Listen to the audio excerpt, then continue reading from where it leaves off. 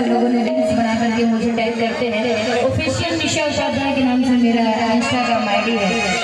इस गाने को बहुत सारे लोगों ने, जिस गाने को मैंने खुद से एक किया है, आप लोग मेरे चैनल पर देख सकते हैं। कर लिया है हमारे चैनल फॉलो बैक कर, पता चलेगा तब ना, कमेंट कर देना, फॉलो बैक कर दूंगी। ठीक कर आता ट्रेंड रोज इंस्टा पर आई, अब बवाल करत वीडियो बनाई। ठीक इलू लो भाई कितना चिल्लावा, ठीक इलू लो भाई कितना अरे नाचे लगलू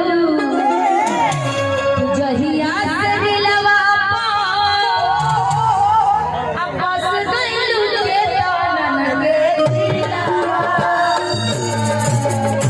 आइए मस्ती के साथ में वीडियो बनाकर मुझे जरूर टैग कीजिएगा मेरे फेसबुक पेज पर, जो कि निशा उपाध्याय के नाम से मेरा फेसबुक पेज है। उसे भी आप लोग डालिएगा, उसको मैं इंस्टा पे ऐड करूँगा।